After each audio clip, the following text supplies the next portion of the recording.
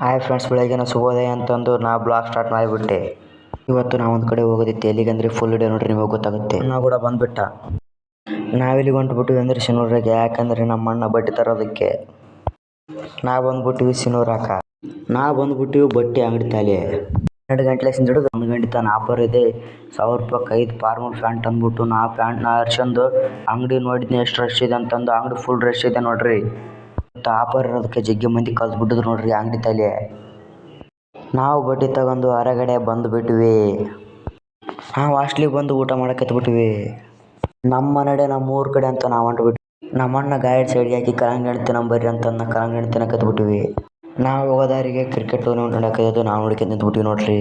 ನಾವಿಲ್ಲಿ ಬಂದ್ಬಿಟ್ಟಿದ್ವಿ ಅಂದರೆ ಟೈಲರ್ ಅಂಗಡಿಗೆ. ಯಾಕಂದ್ರೆ ನಮ್ಮ ಅಣ್ಣನ ಪ್ಯಾಂಟ್ ಸ್ವಲ್ಪ ಕಾಲಾಗಿ ಇಡಿಸ್ಬೇಕಾಗಿತ್ತು, ಅದಕ್ಕೆ ಬಂದ್ಬಿಟ್ಟಿದ್ವಿ. ನಾವು ಬಂದ್ಬಿಟ್ಟಿವಿ ನೋಡ್ರಿ ನಮ್ಮ ಊರ ಕಡೆಗೆ.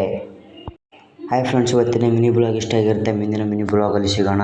ಈ ಬ್ಲಾಗ್ ಹೆಂಗಿದೆ ಅಂತ ಕಮೆಂಟ್ ಬಾಕ್ಸಲ್ಲಿ ಕಮೆಂಟ್ ಮಾಡಿ ಫ್ರೆಂಡ್ಸ್. ಬಾಯ್. ಓಕೆ ಫ್ರೆಂಡ್, ಬಾಯ್.